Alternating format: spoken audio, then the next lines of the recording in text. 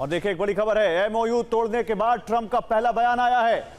Iran का परमाणु कार्यक्रम रोकना हमारा लक्ष्य है, ये कह रहे हैं ट्रंप। बिना करार के हासिल करेंगे लक्ष्य, अब ये कह रहे हैं ट्रंप। हम जानते हैं कि ईरान को कैसे रोकेंगे, ये भी कहा है ट्रंप ने। तो 17 जून को अमेरिकी राष्ट्रपति डोनाल्ड ट्रंप ने फ्रांस में एमओयू पर हस्ताक्षर किए थे। साथ ही कहा था कि इसे अंजाम तक पहुंचाना काफी मुश्किल है, जो 21 दिन बाद सच साबित हुआ। ट्रंप ने युद्ध विराम खत्म करने का ऐलान खुद कर दिया है, जिससे ठीक पहले अमेरिका ने ईरान को दहलाया, हॉर्मुज में उनके द्वीपों और तटीय क्षेत्रों पर एयर स्ट्राइक की। लेकिन यह हमले महज आने वाली तबाही का ट्रेलर माना जा रहा है। आज रात अमेरिका ईरान पर अब तक का सबसे बड़ा हमला कर सकता है, और इस बात का ऐलान खुद अमेरिकी राष्ट्रपति ने किया है। एक्सपर्ट्स मान रहे हैं कि आज रात अमेरिका ने हमला किया तो अरब में अंतिम जंग का फ्रंट खुल जाएगा। डोनाल्ड ट्रंप ने अंकारा से युद्ध विराम का ऐलान किया है। साथ ही ईरानी नेतृत्व को सनकी कहा, सेना को बीमार बताया। ट्रंप ने कहा कि ईरान में शीर्ष पर बैठे लोग हिंसक प्रवृत्ति के हैं। अमेरिकी राष्ट्रपति ने उन्हें झूठा और धोखेबाज भी कहा। और माना जा रहा है कि ईरान अमेरिका के बीच शांति की अंतिम रेखा मिट चुकी है। दरअसल बीती रात अमेरिकी राष्ट्रपति अंकारा में थे, नेटो सम्मेलन में हिस्सा ले रहे थे, तो वही इराक के नजफ में अंतिम यात्रा के लिए खमेनी का ताबूत पहुंचा था। इसी दौरान अमेरिका ने हॉर्मुज के आसपास ईरानी तटों और द्वीपों पर हमला किया, जिससे यह क्षेत्र दहल उठा। अमेरिका ने ईरान के बंदर अब्बास पर हमला किया। बंदर अब्बास में तटों के आसपास मौजूद ड्रोन लॉन्च साइट को तबाह कर दिया गया। साथ ही मिसाइल लॉन्च साइट्स भी अमेरिका के टारगेट पर थी। अमेरिका ने यहां एंटी शिप मिसाइल लॉन्चर्स भी तबाह कर दिए, जिनके जरिए ईरान जहाजों पर हमले कर रहा था। साथ ही बंदर अब्बास के तटों पर खड़ी स्पीड बोट्स को भी नष्ट कर दिया गया। अमेरिका ने सिरिक पर भी हमला किया। यह युद्ध विराम के दौरान अमेरिका का प्राइमरी टारगेट रहा है। बीती रात भी यहां अमेरिका ने मिसाइल से अटैक किया। यहां मौजूद ईरानी स्पीड बोट्स को नष्ट कर दिया गया, तो वही कमांड सेंटर उड़ा दिए गए, जिनके जरिए ईरान हॉर्मुज में हर गतिविधि पर नजर रखता था। इसके अलावा अमेरिका ने ईरान की रडार साइट्स को भी बर्बाद कर दिया। अमेरिका ने केश्म द्वीप पर भी हमला किया है। सेंटकॉम ने केश्म द्वीप के बंदरगाह को टारगेट किया है। साथ ही ईरान के एयर डिफेंस सिस्टम नष्ट कर दिए। दावा है कि इन एयर डिफेंस सिस्टम्स को हाल ही में यहां तैनात किया गया था। साथ ही केश्म द्वीप पर मौजूद रडार साइट भी उड़ा दी गई।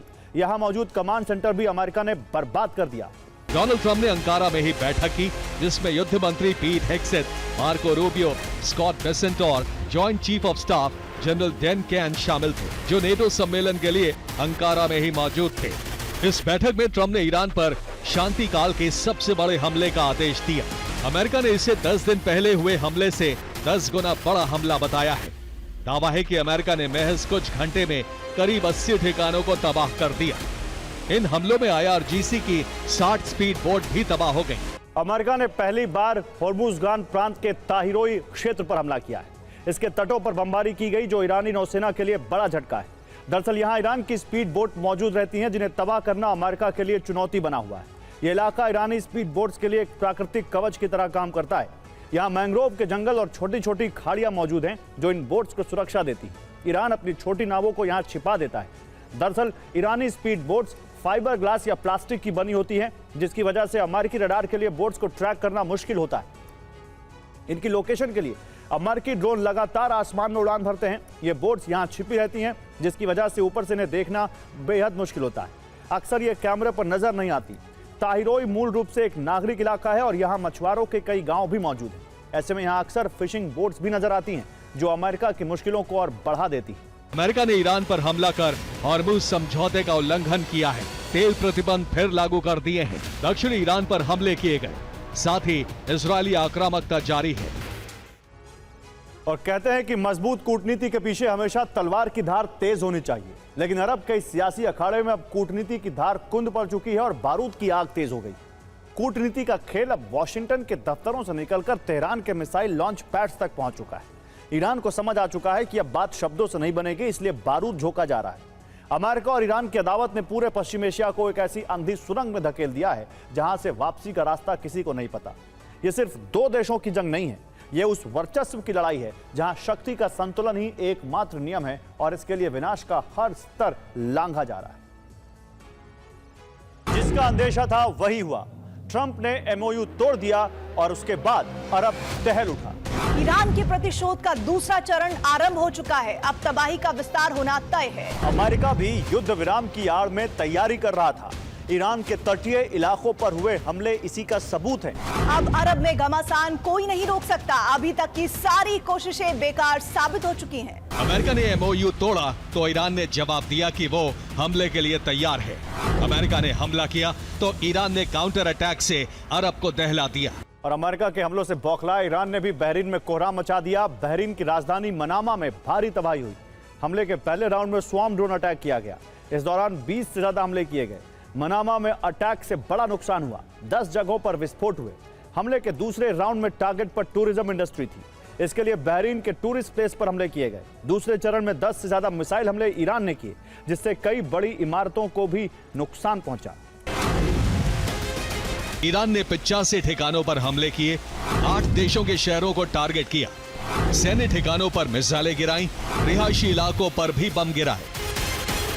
वैसे भी IRGC ने धमकी दी है, हम हर परिस्थिति के लिए तैयार हैं। अगर हमले हुए तो 8 मिनट के अंदर जवाबी हमले तय हैं। कुवैत पर पहला हमला अल सलेम एयरबेस पर हुआ। उसके बाद दूसरा टारगेट कैंप आरिफ जान को किया। फिर कुवैत सिटी के दक्षिण में मौजूद कैंप ब्यूरिंग पर अटैक हुआ। फिर अमेरिका का ट्रेनिंग और operational centre Ahmad Al Jaber airbase पर ड्रोन गिरे। इसी तरह बहरीन में सेंट्रल कमांड के 5th फ्लीट मुख्यालय पर हमला हुआ। फिर मनामा के पास शेख ईसा एयरबेस पर हमले किए गए, जबकि इससे आगे नौसैनिक सहायता गतिविधि केंद्र NSA पर भी हमला हुआ। इससे आगे जुफैर मुहर्रक एयरफील्ड को भी हमले से नुकसान हुआ। ईरान का ऑपरेशन 008 शुरू हो चुका है। 8 से कम मिनट में वो हमला कर सकता है। 700 किलोमीटर दूर 2.5 मिनट में इराक पर हमला कर सकता है। 780 किलोमीटर दूर कुवैत पर 3 मिनट में फतेह मिसाइल पहुंच सकती है। बहरीन 1000 किलोमीटर दूर पड़ता है, जहां 3.5 मिनट में हमले हो सकते हैं। इसी तरह 1100 किलोमीटर दूर कतर पर सिर्फ 4 मिनट में तबाही मच सकती है। UAE 1200 किलोमीटर दूर पड़ता है, जहां 4.5 मिनट में हमले हो सकते हैं। सऊदी अरब जो 1300 किलोमीटर दूर है, वहां फतेह मिसाइल कोहराम मचा सकती है। इसी तरह ओमान में 5 मिनट में हमला हो सकता है, जबकि 1450 किलोमीटर दूर जॉर्डन में 5.5 मिनट में हाइपरसोनिक मिसाइल 18,000 किलोमीटर प्रति घंटे की रफ्तार से पहुंचकर तबाही मचा सकती है।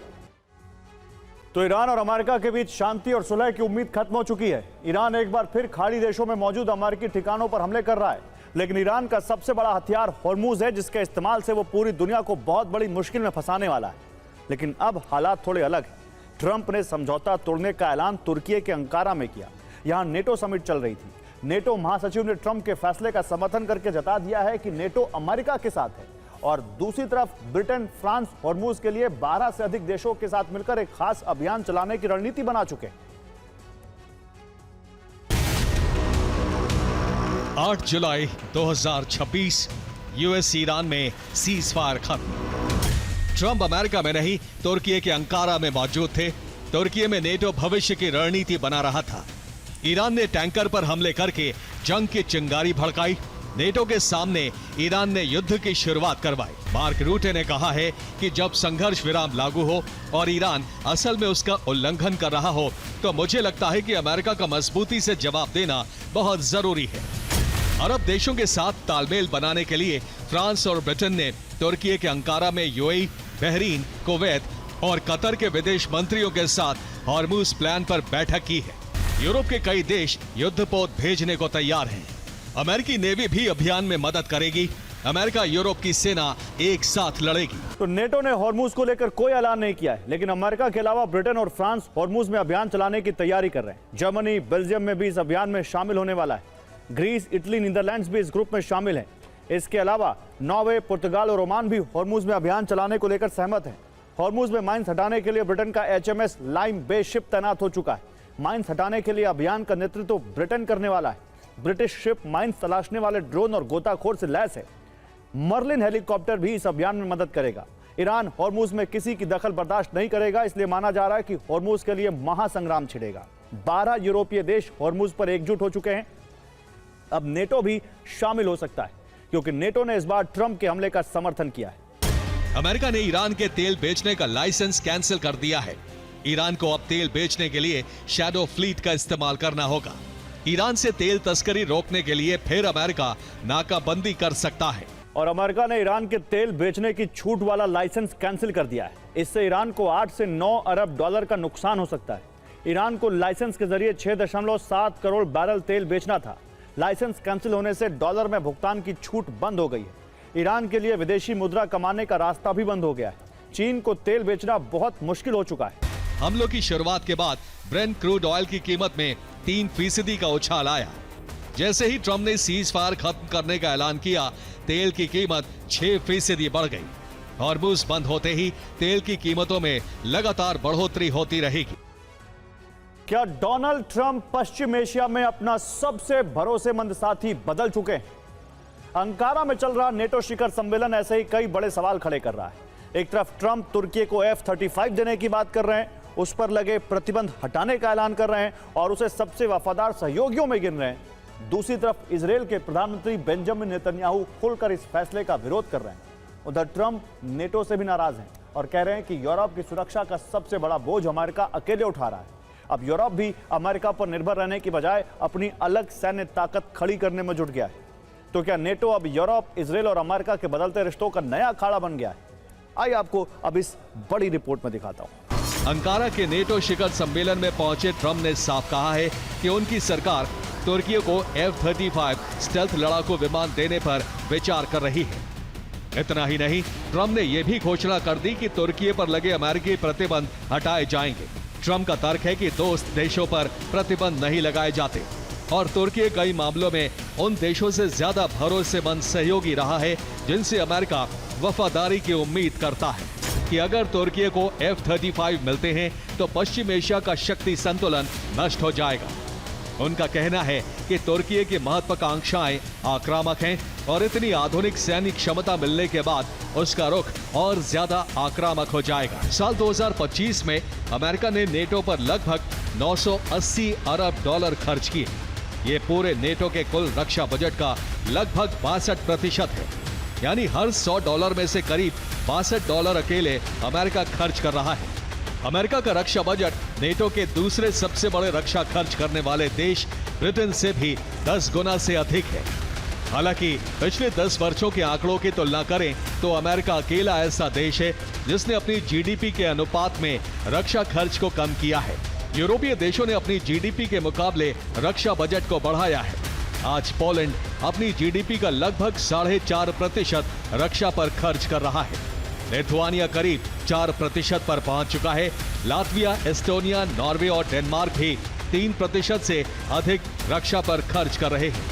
जर्मनी, चेक गणराज्य और बेल्जियम 2% के लक्ष्य तक पहुंच चुके हैं। इस अविश्वास का सबसे बड़ा नतीजा ये निकला है कि ब्रिटेन अब अगली पीढ़ी की लॉन्ग रेंज मिसाइलों के निर्माण के लिए 37 अरब पाउंड यानी भारतीय रुपए में लगभग 4,10,000 करोड़ रुपए के एक बहुत बड़े प्रोजेक्ट को लीड करने जा रहा है। इस विशाल सैन्य प्रोजेक्ट में ब्रिटेन के साथ फ्रांस, जर्मनी और अन्य नेटो सहयोगी देशों के साथ साथ रक्षा क्षेत्र की दिग्गज कंपनी MBDA भी शामिल होने जा रही है। तो तुर्की के अंकारा में ज़ेलेंस्की ने अब नेटो देशों के सामने यूक्रेन की ताकत का जब वो प्रदर्शन कर रहे थे, ठीक उसी वक्त कीव की धरती पर बारूद की सबसे खौफनाक बारिश हो रही थी। पुतिन ने अंकारा में ज़ेलेंस्की की हर बात का जवाब मिसाइलों से दिया और कीव को धुआं-धुआं कर दिया। ऐसे में पुतिन के इस कीव दहन के बाद क्या नेटो रूस से सीधे टकराएगा? देखिए कैसे रूस ने यूक्रेन को मिले अंकारा में महा पैकेज का बदला कीव में महादहन करके दिया। यूक्रेन की राजधानी कीव में रूस ने बैलिस्टिक मिसाइलों से ताबड़तोड़ हमले किए। कीव में एक के बाद एक 10 धमाके हुए। कीव के डेस्नियान्स्की इलाके में भी मिसाइल हमले से गोदामों में आग लग गई, जिससे भारी नुकसान हुआ। रूस ने कीव के प्रशासनिक इलाके स्व्यातोशिन्स्की की इमारतों पर जबरदस्त हमले किए। रूसी सेना ने कीव को दहलाने के साथ ही खार्किव के रिहायशी इलाकों पर हमले किए। इस हमले में 25 घर बुरी तरह क्षतिग्रस्त हो गए। ओडेसा में भी बमबारी की, जिसमें इस्माइल बंदरगाह के इंफ्रास्ट्रक्चर को भारी नुकसान पहुंचा है। रूसी ड्रोन हमलों ने नोवोबावार्स्की जिले को निशाना बनाया, जिसमें कई लोग घायल हो गए और एक अपार्टमेंट बिल्डिंग क्षतिग्रस्त हो गई। बैलिस्टिक मिसाइलों से बचाव के लिए नॉर्वे यूक्रेन की हवाई सुरक्षा के लिए $306.2 मिलियन की मदद देगा, जबकि कनाडा ने अलग से यूक्रेन के लिए $900 मिलियन के नए सैन्य पैकेज का ऐलान किया है। समिट के दौरान नीदरलैंड्स ने यूक्रेन के साथ एक द्विपक्षीय रक्षा सहयोग समझौते पर हस्ताक्षर किए। एस्टोनिया ने ड्रोन डील में सहयोग का वादा करते हुए रक्षा MOU पर करार किया। और पुतिन की सेना ने तमाम कोशिशें कर ली, लेकिन यूक्रेन के हमलों से रूसी रिफाइनरी सुरक्षित नहीं हो सकी। यूक्रेन के हमले लगातार जारी हैं। ओम्स्क में रिफाइनरी को निशाना बनाने के बाद यूक्रेन ने सारातोव में फिर से हमला कर दिया है। यूक्रेन सारातोव रिफाइनरी को पूरी तरह से नष्ट करने की कोशिश में है। क्रीमिया के लिए तेल ले जाने वाले समुद्री टैंकर्स को भी यूक्रेन ने निशाना बनाया है। रूस ने 450 ड्रोन गिराने का दावा किया है। रूस में फिर भी यूक्रेन के ड्रोन से धमाके हुए। 3 इलाकों में रूस को सबसे बड़ा नुकसान हुआ। यूक्रेन ने क्रीमिया के तेल सप्लाई रूट को टारगेट किया है। अजोव सागर से क्रीमिया में तेल भेजने की तैयारी थी। यूक्रेन ने ड्रोन से 8 रूस तेल टैंकर को नष्ट कर दिया। और लेबनान में युद्ध विराम है, लेकिन सिर्फ कागजों पर। जमीन पर हर दिन गोले बरस रहे हैं। दक्षिणी लेबनान में इजरायल की ताजा कार्रवाई ने एक बार फिर पूरे इलाके को दहला दिया है। सवाल यह है कि जब तोपें गरज रही हैं तो ऐसे युद्ध विराम का मतलब क्या है?